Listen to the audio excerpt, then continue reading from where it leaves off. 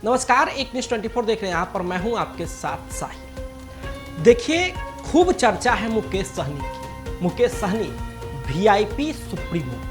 देखिए, मुकेश सहनी भी जो है ना, उनका जीवन भी आसान नहीं रहा है।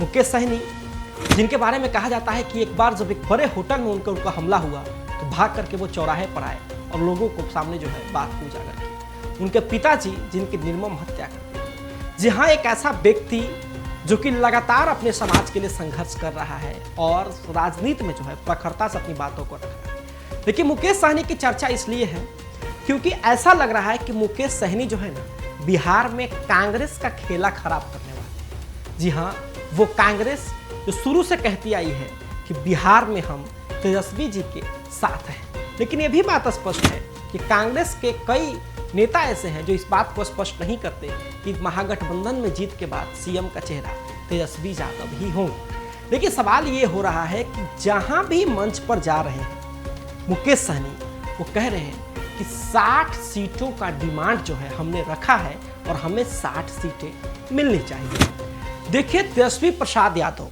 के साथ मुकेश सहनी जी का नाता पहले से भी रहा है। 2020 के समय में भी जो है इलेक्शन सब असेंबली के होने वाले थे तो मुकेश सहनी जो है तेजस्वी जी के साथ ही थे, और अचानक से जो है मुकेश सहनी पाला बदलते हैं और बदलने के बाद जो है वो एनडीए में चले जाते हैं और कहते हैं कि तेजस्वी ने हमारे पीठ में छुरा घोंपा है। नतीजा ये होता है कि भाजपा जो है एनडीए के साथ उनके जो अलायंस होता है वो उसमें 11 सीट देती है। 4 सीट जो है मुकेश सहनी की पार्टी जीत पाती है और 1 सीट जिससे खुद मुकेश सहनी खड़ा हुए थे सिमरी बख्तियारपुर से, वो राजद के ही कैंडिडेट से हार जाते हैं। लेकिन फिर परिस्थितियां बदलती हैं और फिर से मुकेश सहनी जो है वो चले जाते हैं तेजस्वी के संपर्क में और तेजस्वी का साथी बन जाते हैं। लेकिन मुकेश सहनी का जो है आरोप रहा कि बीजेपी ने हमें बढ़ाया, हमें आगे का रास्ता दिखाया और फिर सारे हमारे सहयोगियों को तोड़ करके अपने साथ रख लिया।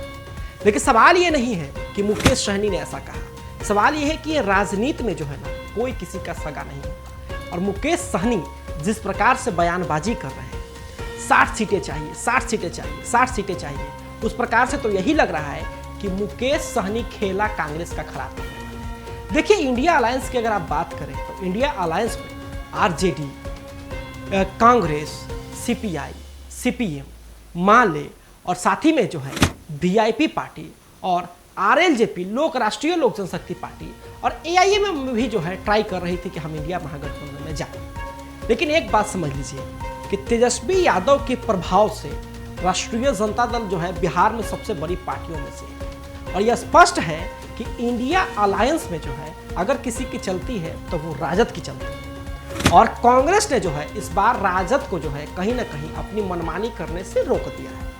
कई बार जो है बैठकें होती हैं, लेकिन फिर भी जो है जो संयोजक समिति होती है उसके अध्यक्ष तो तेजस्वी यादव को बना दिया जाता है, लेकिन अब तक स्पष्ट नहीं कि कांग्रेस की तरफ से कि सीएम का फेस क्या तेजस्वी यादव ही है। लेकिन सवाल ये है कि बात जो हम लोग कर रहे हैं मुकेश सहनी की, क्योंकि देखिए मुकेश सहनी यदि 60 सीटें मांगते हैं, कांग्रेस खुद 70 सीटों पर पिछली बार लड़ी थी, राजद खुद 130 से नीचे नहीं देखेगी, तो समीकरण बिल्कुल जो है वो खराब हो जाता है। हालांकि मुकेश सहनी ने कुछ दिन पहले यह बयान दिया है कि मैं जहर खाना पसंद करूंगा, लेकिन मैं बीजेपी के साथ जाना पसंद नहीं करूंगा। लेकिन राजनीति में जो है कोई किसी का सगा नहीं है, कोई कभी भी अपने बयानों से पलट सकता है और कहीं भी जा सकता है। लेकिन सवाल यह है कि मुकेश सहनी के लिए क्या एनडीए के दरवाजे खुले रहेंगे क्या? देखिए, मुकेश सहनी ने कुछ दिन पहले ही इस बात का आरोप लगाया था कि बीजेपी के एक बड़े नेता जो है रात के अंधेरे में हमसे मुलाकात करने आए थे, लगातार आग्रह कर रहे हैं कि आप हमारे साथ आ जाइए। लेकिन तेजस्वी भी ये भी सोच रहे हैं कि पिछली बार जो लोग कहते हैं कि केवल 12,000 वोटों की कमी रह गई थी, इससे हम हार गए थे, इस बार मुकेश सहनी के आने से जो है 12,000 वोट पूरे हो जाएंगे। कहीं ना कहीं मुकेश सहनी का भी जनाधार इनके साथ है। लेकिन सवाल यह है कि अगर मुकेश सहनी रहेंगे तो कहीं ना कहीं कांग्रेस के साथ सीटों को लेकर के कॉन्फ्लिक्ट हो सकती है, या फिर मुकेश सहनी को खुद ही कम सीटों पर जो है गुजारा करना पड़ेगा। और कम सीटों में खुद ही कम सीटें नहीं, बहुत कम सीटों पर जो गुजारा करना पड़ेगा। हो सकता है कि 10 सीटें भी मिल जाए तो वो भी मुश्किल से मिल पाए। लेकिन ये हो सकता है कि यदि अगर इंडिया अलायंस में खटपट हुई और दिल्ली वाला हाल हुआ, केजरीवाल अलग हुए कांग्रेस से और केजरीवाल को फिर जो हार का सामना करना पड़ा, अगर वही बिहार में होता है तो कहीं ना कहीं अगर कांग्रेस साथ छोड़ती है तेजस्वी का, आरजेडी का, तो तेजस्वी भी कहीं ना कहीं जो है कमजोर पड़ सकते हैं और इसको देखना बहुत दिलचस्प होगा। लेकिन जानते हैं जो सबसे बड़ी बात है कि मुकेश सहनी किधर रहेंगे ये भी स्पष्ट नहीं कर रहे। वो हमेशा कहते हैं कि तेजस्वी यादव का नेतृत्व हमें स्वीकार है, लेकिन ये भी कहते हैं कि लगातार हमें ऑफर्स आ रहे हैं और चुनाव में कुछ कहा नहीं जा सकता है। और लगातार जब बीजेपी के प्रदेश अध्यक्ष से बात की गई तो उन्होंने कहा कि कोई कहीं भी जाने के लिए स्वतंत्र है। मुकेश सहनी हमारे जो है पहले भी नेता रह चुके हैं हमारे यहाँ, और ज़्यादा हम उस पर टीका टिप्पणी करना नहीं चाहते हैं। यानी कि कहीं ना कहीं स्पष्ट है कि मुकेश सहनी जो है ना, अभी आप कह सकते हैं कि जो मल्लाहों के जो नेता कहे जाते हैं, नाविकों के जो सबसे बड़े नाविक कहे जाते हैं, वो नाविक खुद ही जो है अभी दो नाव पे कहीं ना कहीं सवार दिख रहे हैं। और देखना बड़ा दिलचस्प होगा कि चुनाव तक वो किधर जाते हैं। देखते रहे सभी अपडेट्स के लिए न्यूज़ 24। धन्यवाद।